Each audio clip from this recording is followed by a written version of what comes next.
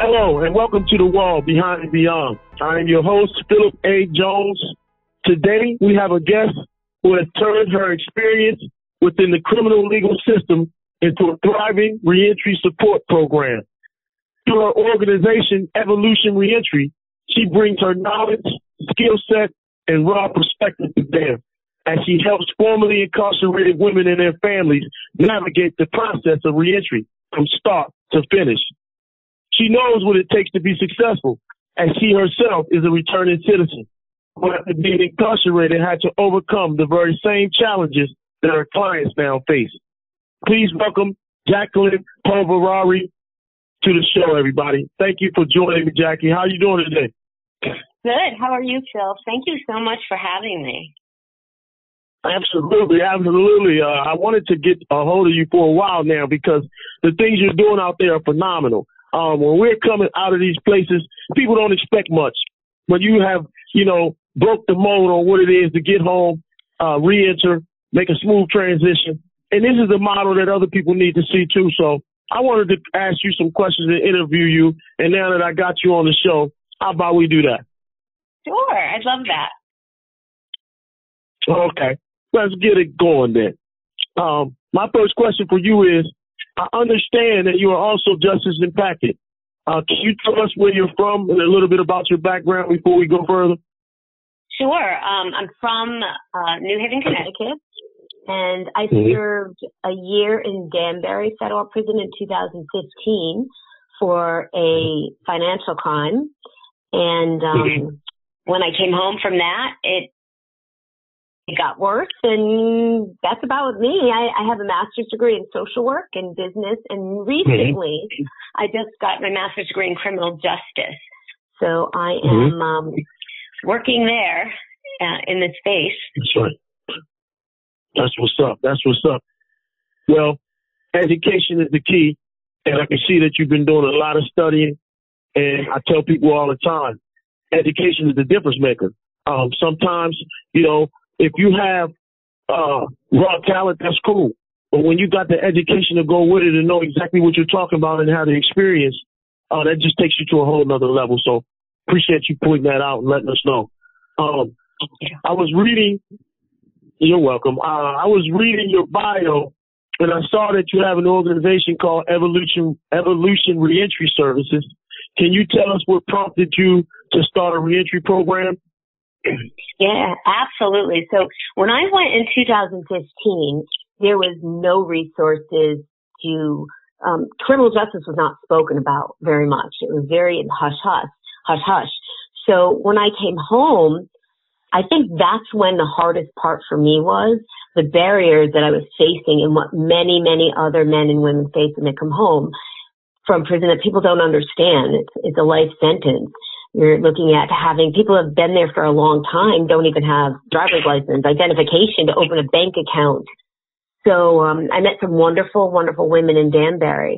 And when I got in trouble, I owned a title company with an attorney, and that's really what went wrong for me. And the name of the company was Evolution Title.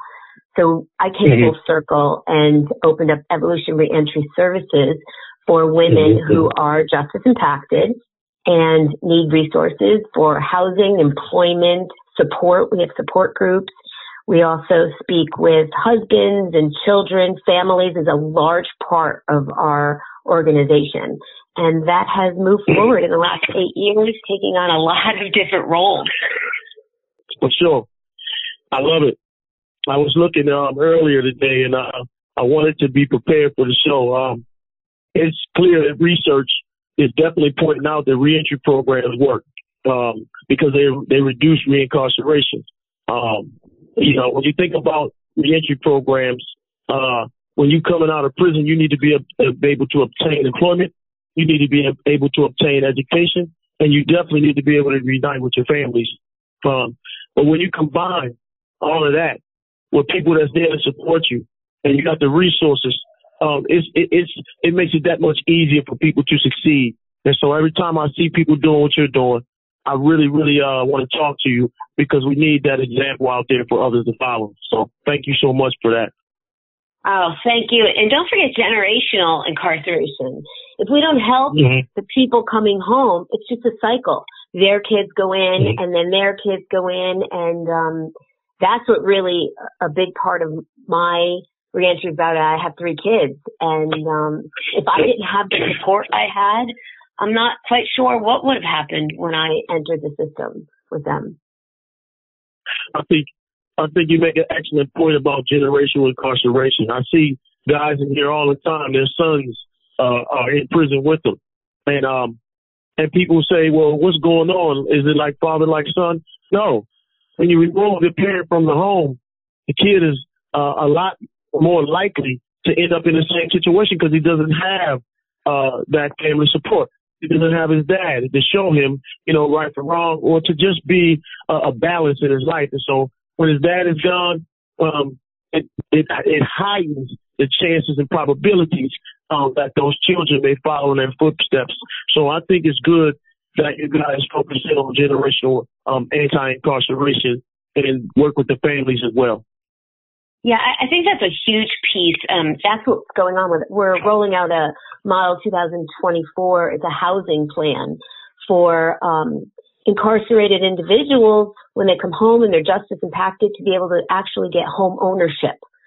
That's a large piece that many people come home and they can't afford rent. They can't afford a home, and there's no pathway for them to obtain those things in the future.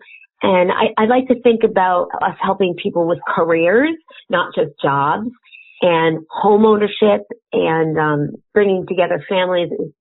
It's just reintegrating people into society is so important for both sides, for families and for the person who's justice impacted.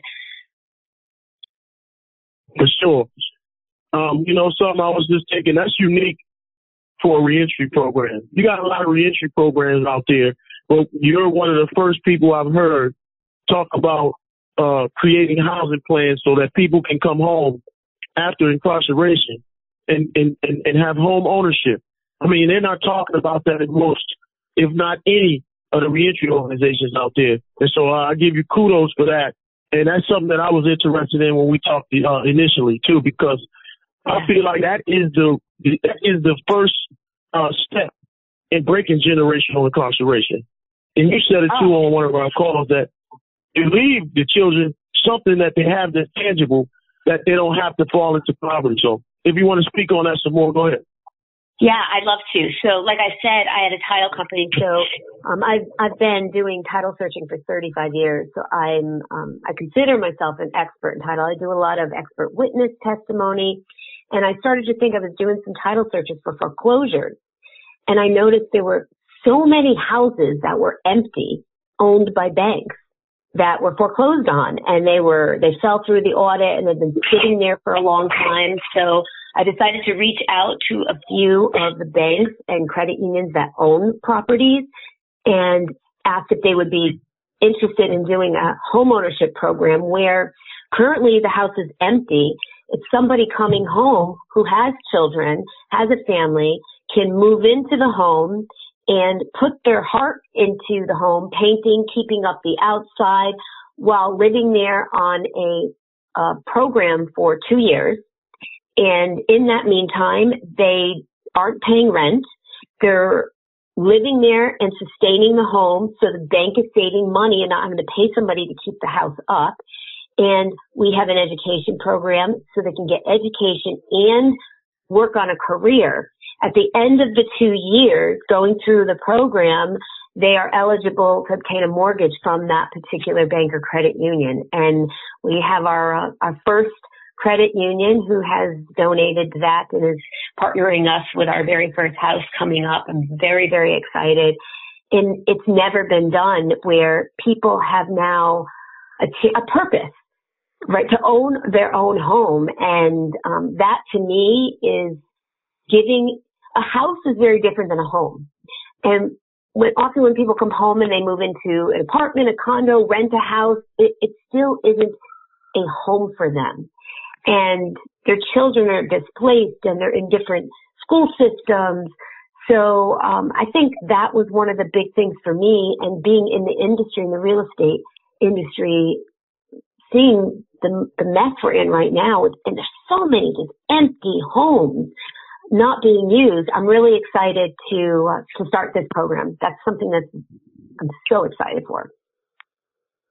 Oh, wow. Hey, that's so fabulous. Where is your reentry organization based out of? Like, what demographic do you serve? We serve the entire country. The housing program is based in Connecticut right now. We're in New Haven County. And we have support groups that we have women and families from all over the country that dial into. And we're hoping to bring the homeownership program when it succeeds.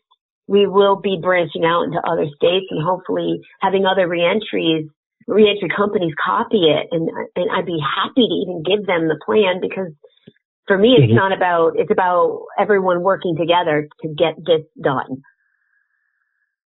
That's dope.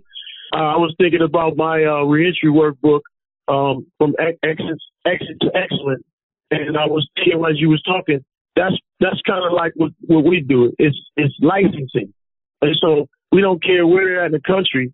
If they want to utilize our book, we'll give them licensing options, so that way they can do it annually.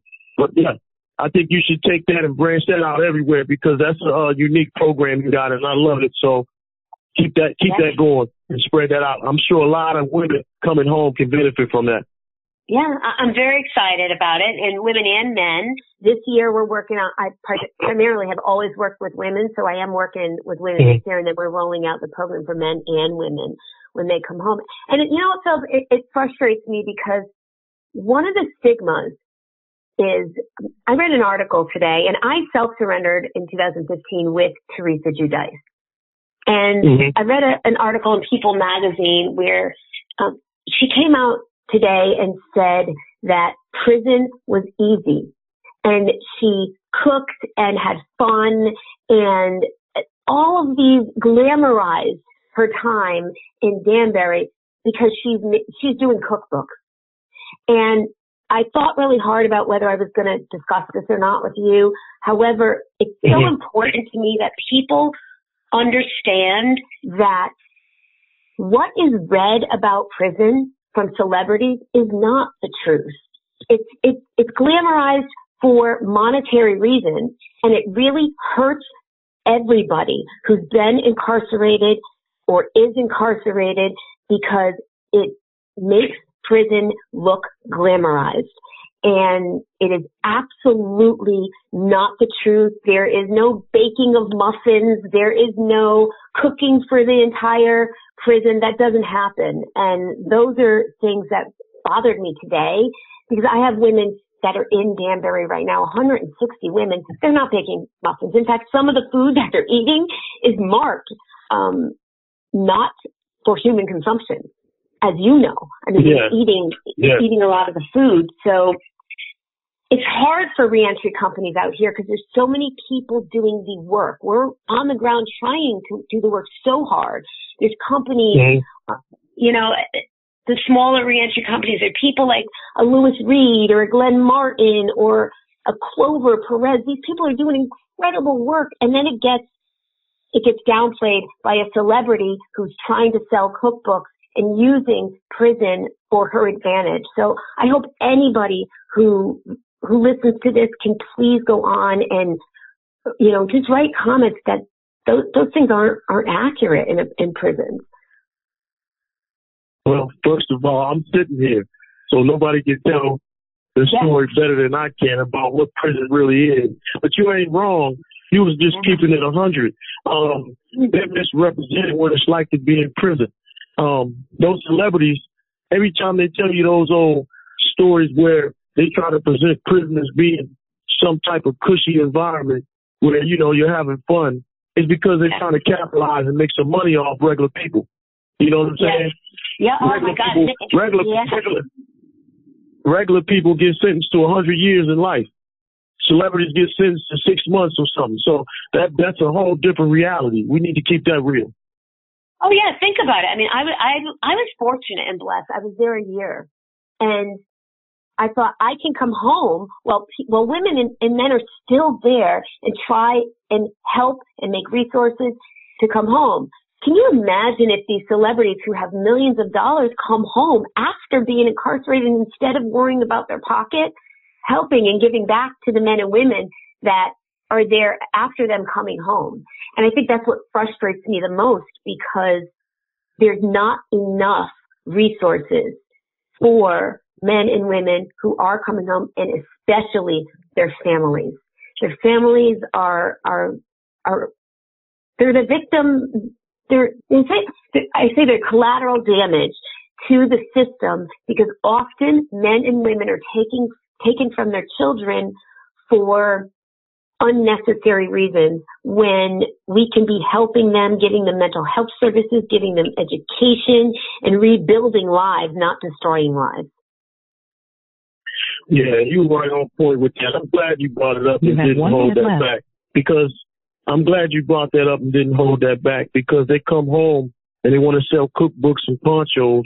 So they basically capitalizing off of people's misery, and that's not cool at all. So don't believe the hype, y'all. Hey, everybody, if you are enjoying the show, don't stop here. Check out my YouTube channel at The Wall Behind and Beyond to become a subscriber. Also, if you'd like to learn more about the projects and work we are doing going forward, you can do so by checking us out at www.pajconsultingllc.com. Thank you again, and enjoy the show. My next question for you is, what would you say are the most important issues to address in reentry work? Oh, absolutely. It would be housing, homeownership to me, housing, employment, education. I have to say family, because I think there's 4 things. I think the first thing, though, for me is grace, right? Because I don't believe in second chances. I believe that everybody here on the earth, we all make bad choices. And I made poor choices. And yeah, so this notion of second chances is another thing that I think is really important, that we change language, because I think everyone deserves chances and grace. People often make poor choices. That is how we learn. It's not about the poor choices we make. It is about how we learn from those poor choices. When we have babies and children, when they're learning how to walk and they fall, we don't keep pushing them down. We lift them up. I don't think there's enough lifting up of people when they come home and they're set up to be depressed and their mental health isn't a state. And these people, women I've known who've been in prison for 10 years, they come home, they don't have driver's license, they don't have social security cards, they don't have birth certificates, they don't have anything. And to get a job, they need to have all those things. But to get one of those things, they have to have one of the other things. It's a huge challenge coming home after a 10-year prison sentence. And I believe that as humanity is just fallen because we don't give anyone that resources and lift them up. There's so many barriers that need to be broken. So I can't even say, Phillip, there's 3 most important things, because everything that's important is important because of another thing, because it's a domino effect. If one of those things doesn't work, the entire thing doesn't work. Thank you so much for pointing that out. As we know, returning citizens, they are all burdened with stigma. They have inherent biases against them. They continue to be stereotyped. I don't think that people should be branded as criminals forever. They should be welcomed back into their communities, free from character attacks that's based on their past conduct. You know, they spent their time to pay their debts, so let them be amended. Absolutely. Yeah, for sure. If a returning citizen, if they renounce their criminal past, why should they still be stigmatized when they reintegrate back to their communities? We gotta let the debts be paid and gotta let them move past that. You know what I'm saying?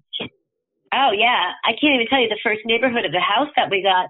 Our largest threat and barrier was the community did not want us to have access to the house to put somebody who was formerly incarcerated in the neighborhood. And that was huge. And it never crossed my mind when I was starting the program that that would be a barrier, because I wouldn't think of anything that way. So we had to really talk with the neighborhood, which is why the neighborhood wanted, it was easier to put a woman in there the first year.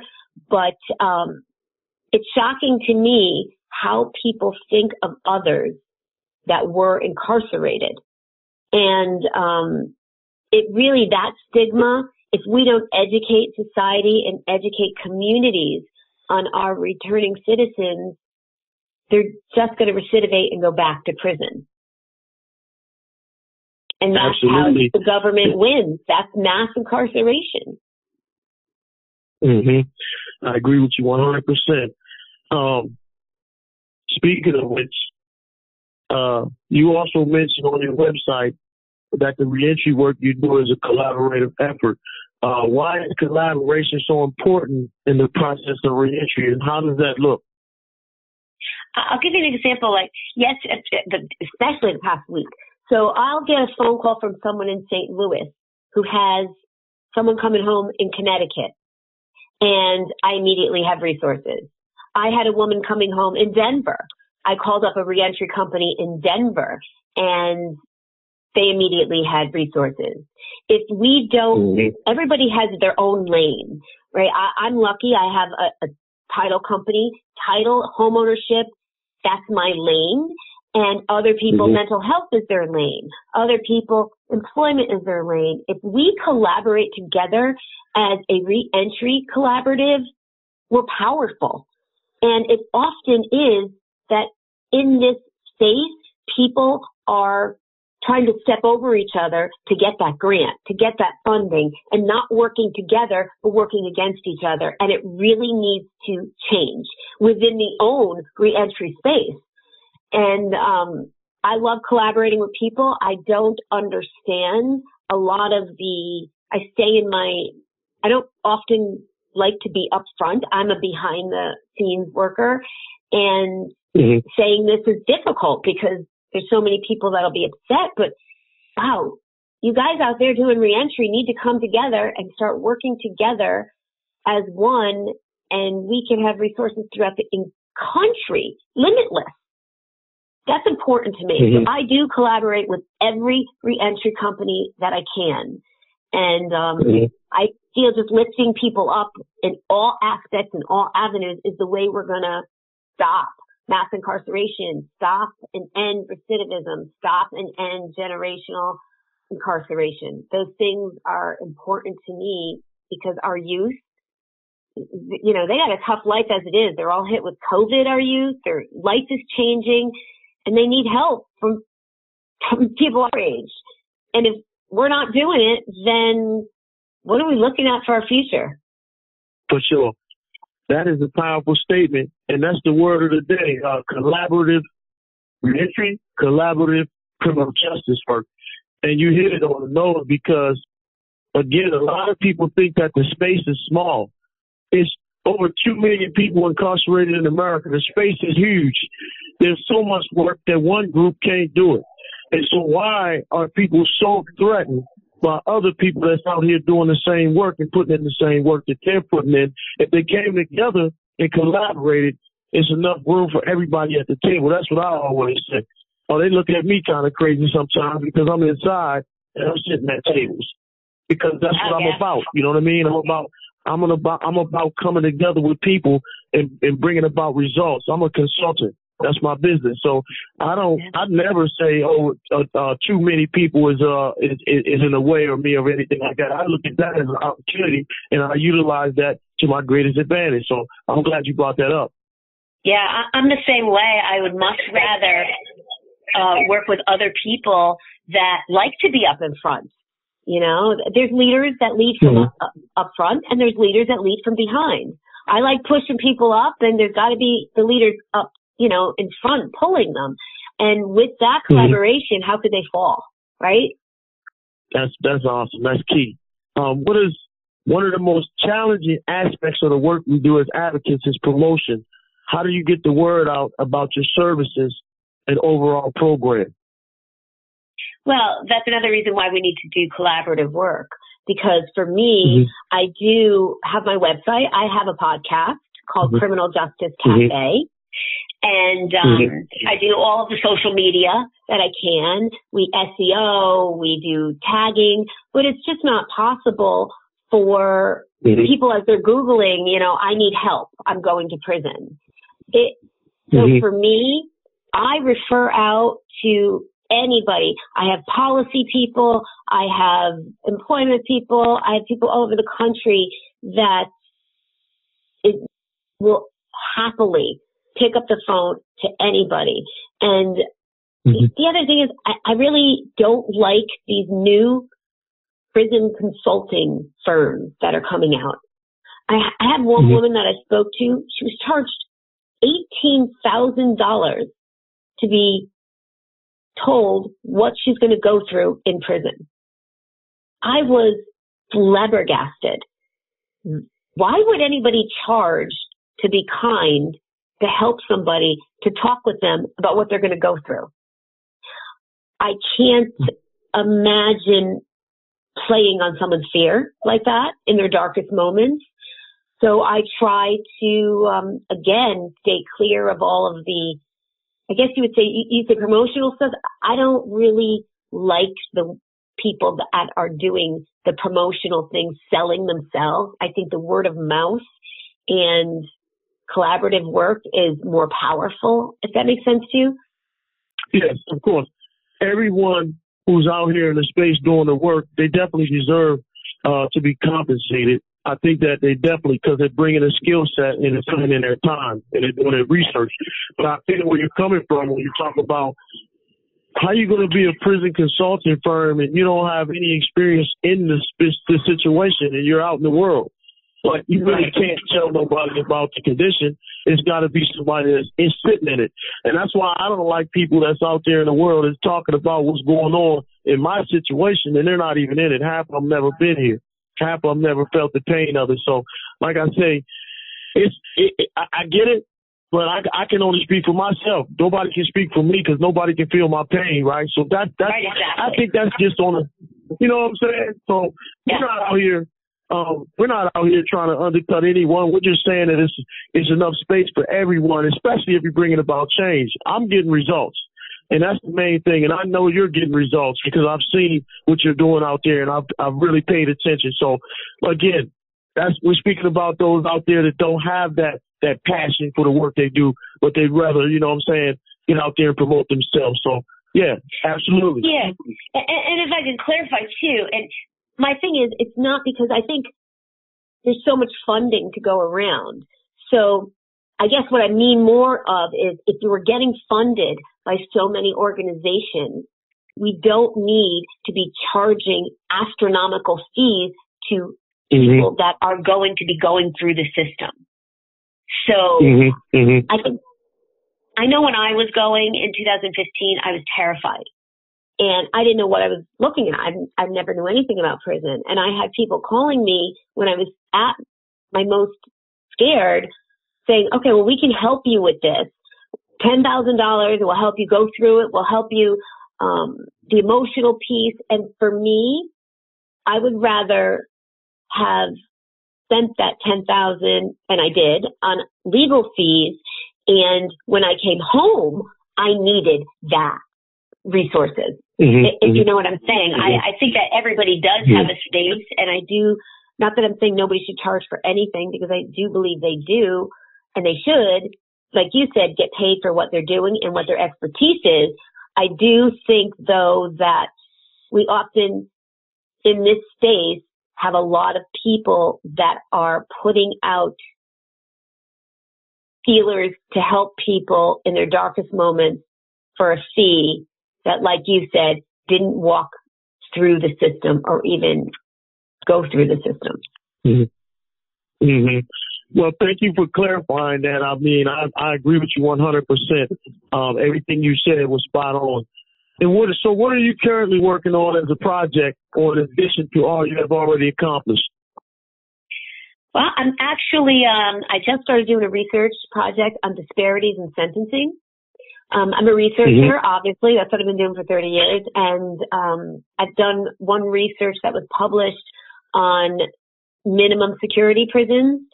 But I noticed recently that I have two women, one of them getting 10 months for something and one of them getting 32 months. They both did the same thing. One who got 10 months has a larger restitution than the 30. The sentencing makes no sense.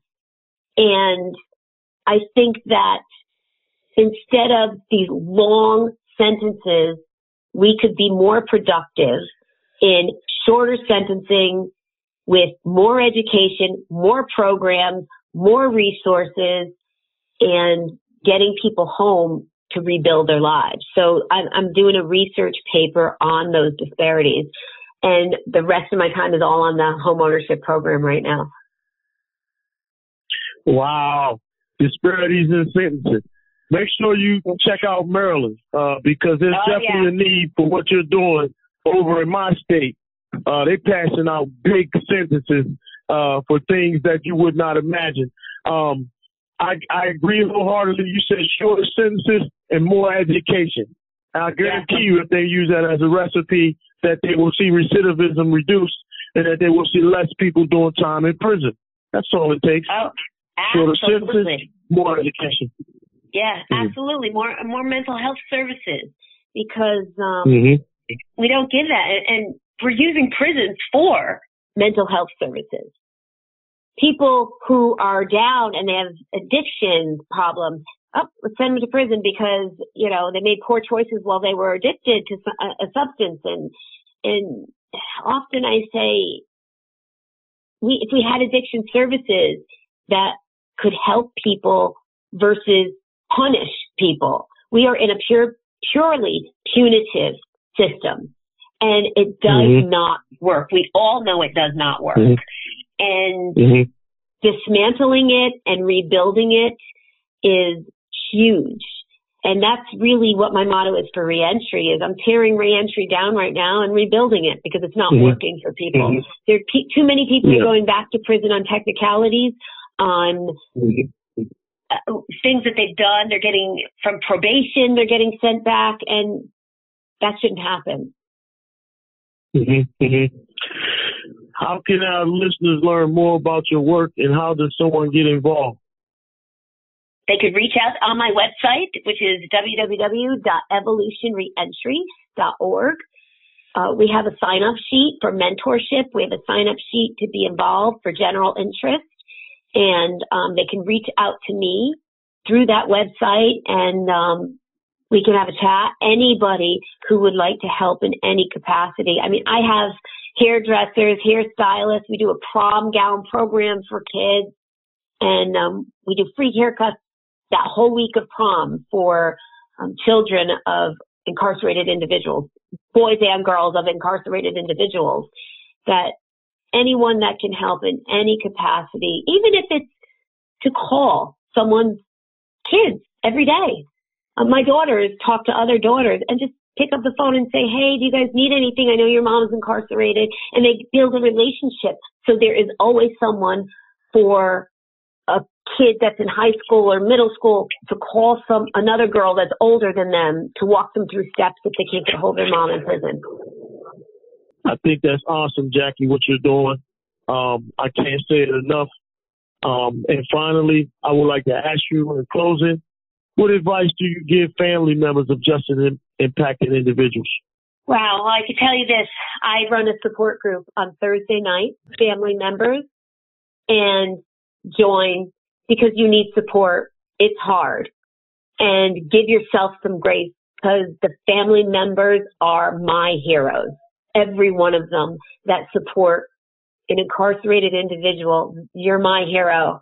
So you need help as well. So please reach out for support. Thank you so much, Jackie.